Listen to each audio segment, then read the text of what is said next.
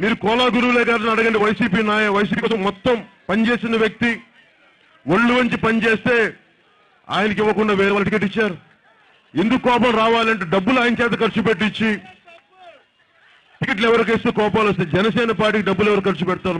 మా జన సైనికులు డబ్బులు ఖర్చు పెడుతున్నారు. ఏంటో ఖర్చు? 1 రూపాయి పెట్టు, 1 లీటర్ పెట్టు, గుండెల నిండా ప్రేమ, ఒక జెండా. ఇదే మా పార్టీ ఖర్చు. మా వాళ్ళందరూ పెట్టిన ఖర్చుకి బాధ్యత గల వ్యక్తులు కొంతమంది వచ్చి ఇంతమంది అభిమాన బలం ఉంది, మేము మీకు అండగా ఉంటాం, పార్టీని కట్టుదిట్టం చేస్తాం, యువత ముందుకు తీసుకెళ్తాం అని చాలా మంది వస్తే నేను వారికి ఒకటే చెప్పా, బాబు మీరు నాకు డబ్బులు ఇవ్వక్కర్లా, నేను ఎంపీ టికెట్ కానీ వైసీపీకి వెళ్ళండి, టీడీపీకి వెళ్ళండి, వాళ్ళు నాకు చెప్పే విధానం బయట వింటుంది కానీ నాకు తెలుస్తుంది కానీ ఎన్ని కోట్లు ఇస్తే ఒక ఎంపీ సీట్ వస్తుంది, ఎన్ని కోట్లు ఇస్తే ఒక ఎమ్మెల్యే సీట్ వస్తుంది, డబ్బులు కొంటున్నారు ఒక్కొక్క ఎంపీ సీటు. బాబాసాహెబ్ అంబేద్కర్ రాజ్యాంగం డబ్బులు ఇస్తే ఎంపీ సీట్ అని కాదు, ప్రజలకు మనం చూరుకున్నాడు ఎంపీకి వెళ్ళవాలని. కానీ దురదృష్టం అలా అయిపోయింది. ప్రమాణం రాజ్యాంగం మీద, దోపిడీ ఏమో ప్రజల మీద, రాజ్యాంగం మీద గౌరవం లేదు. మన పద్ధతి సరికొత్త తరం రావాలి. మరి అది రావాలంటే నేనేం చేయాలి? నేను త్రికరణ శుద్ధిగా ఉండాలి. నేను కూర్చోబెట్టి డబ్బున్న వాళ్ళు రాజకీయాల్లో కాదు, బాధ్యత వాళ్ళు రాజకీయాల్లోకి ఉండాలి. రాజకీయాలని వ్యాపారపరంగా చూసే వ్యాపారస్తులు కాదు, రాజకీయాల్ని ప్రజలకి పరమ ప్రయోజకారిగా ఉండే పరిస్థితులు ఉండే చూసేలా ఉండే రాజకీయ నాయకులు రావాలంటే చాలాసార్లు ఆలోచించాను. ఎవరు ఉండాలి మన విశాఖపట్నానికి? ఎవరు ఉండాలి మనకంటే గంపా గిరిధర్ గారిని చాలా మంది నాయకులు ఉన్నారు. ఎందుకంటే ఇందాక నేను ఉత్తరాంధ్రానికి సంబంధించి మన తుఫాను వచ్చినప్పుడు మన మత్స్యకారుల ఆడపడుచులు కష్టాలను చెప్తూ బోట్లు నాశనమైపోయి ఎన్ని తరుణంలో అసలు మీ అందరికీ తెలుసులేదు. నేను ఎందుకు మన పోరాట యాత్రని ఇచ్చాపురంలో నుంచి సముద్ర స్నానం చేసి గంగతల్లి పూజ చేసి ఎందుకు చేశానంటే మత్స్యకారుల తాలూకు ఏడుపు వేదన అర్థం చేసుకున్నవాడిని, కన్నీళ్ళని అర్థం చేసుకున్నవాడిని. చప్పట్లు కొట్టించుకోవడానికో నిజంగా కష్టాలు. ఒక మత్స్యకారుడు బోట్లోకి సముద్రంలోకి వెళ్తే చూపు దెబ్బతింటారు వాళ్ళకి. కనుచూపు అయినంత వరకు చూసి కనుచూపు చాలా 35 వయసుకి కనుచూపు దెబ్బతింటుంది. వలలు వేసి బరువులు లాగి వెన్నుపూస 40 ఏళ్లకి 65 ఏళ్ల వయసు వాళ్ళ వెన్నుముకు వంగిపోద్ది. నిజానికి ఏ మూలకెళ్ళినా గంటగారు లాంటి పెద్దలకి మోటార్ బోట్లు ఉంటాయి. డీప్ సీ ఫిషింగ్కి వెళ్ళలేకపోతున్నారు మత్స్యకారులు, జట్టీలు ఉండవు.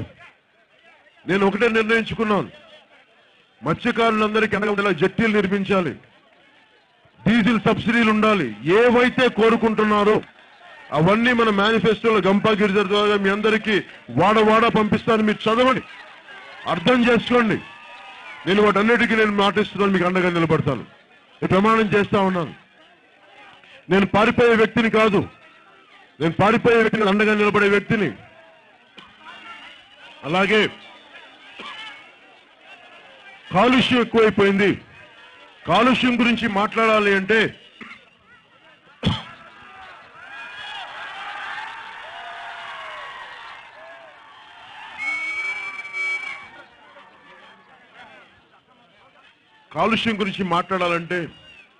ఉన్న ప్రజాప్రతినిధులు ఒకసారి ఆలోచించండి. మనకి ఇంతమంది పసిబిడ్డలు ఉన్నారు, ఇంటికి వెళ్ళగానే బిడ్డలను ఎత్తుకుంటాం.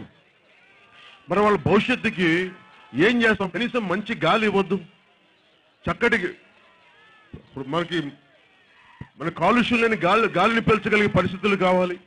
వైజాగ్ అనేది చక్కటి గొప్ప నగరం. ఇది ఇలాంటి నగరాన్ని కబ్జాల నిలయంగా చేసేశారు.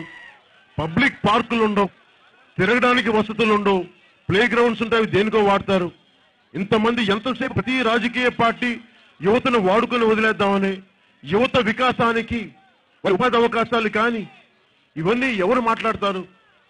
అందుకే మేము చూస్తుంది నగరాన్ని చాలా బలంగా అభివృద్ధి చేయాలి, అన్ని వర్గాల వారిని సమానంగా చూడాలి, ఎవరికి ఏ లోటుపాట్లను సవరించాలి, వీటన్నిటి ఆలోచిస్తే మేనిఫెస్టో తయారు చేశాం. ఆ మేనిఫెస్టోని ప్రతి మన నాయకులందరూ మన నియోజకవర్గంలో తిరిగి మీకు వివరిస్తారు. మీరు ఆలోచించండి. నేను ఇక్కడికి వచ్చిన ఒకటే, నేను ఒక్క ఎమ్మెల్యే దగ్గర రూపాయి తీసుకోలేదు. అది కూడా చెప్తున్నాను మీకు. ధైర్యంగా గర్వంగా చెప్పగలను. నేను కోరుకుంది ఒకటే, మిమ్మల్ని నమ్మి ఎమ్మెల్యే మీకు బీ ఫామ్ ఇస్తున్నాను. మీరు నాకు చేయాల్సింది ఏం లేదు. మీరు ఏదైనా నిలబడగలిగితే పార్టీకి మీరు భవిష్యత్తులో మీ దగ్గర ఒక రూపాయి ఉంటే పార్టీ నిర్మాణానికి మీకు ఇష్టమైతే విరాళం ఇవ్వండి, లేదైతే అది కూడా అవుతుంది. కానీ నేను కోరుకునేది అన్నిటికంటే కూడా మీరు మా జన సైనికులు, మా యువత ప్రజలందరూ ఏం కోరుకున్నారు? మార్పును కోరుకుంటున్నారు.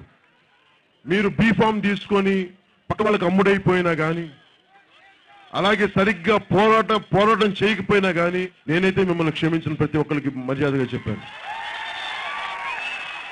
అలా పోరాట స్ఫూర్తి ఉన్న వాళ్ళని చాలా మందిలో బలంగా ప్రతి నియోజకవర్గానికి ఒక 10 మంది ఉంటే, వైసీపీ నాయకులు ఎలాంటి వ్యక్తులు పెడుతున్నారు, తెలుగుదేశం పార్టీ నాయకులు ఎలాంటి పెడుతున్నారు, వీటన్నిటి వ్యూహాలను అర్థం చేసుకొని మన సౌత్ నియోజకవర్గానికి గంపా గిరిధర్ గారిని ప్రత్యేకించి మేము నియమించడం జరిగింది. గంపా గిరిధర్ గారు నా దగ్గరకు వచ్చి మన మత్స్యకారుల గురించి ఒక పెద్ద మేనిఫెస్టో పట్టుకొచ్చాను, మాకు ఇవన్నీ చేసి పెట్టాలని చెప్పి. వాటిలో కుదిరినంత మొత్తం నేను మేనిఫెస్టోలో పెట్టబోతున్నాను. పెట్టేది వివరిస్తాను అంతే. అలాగే వైజాగ్ నగరానికి కాలుష్యం తగ్గాలి అంటే చాలా బలవంగా వాదించాలి, బలమైన వ్యక్తులు కావాలి, దానికి జనసేన రావాలి.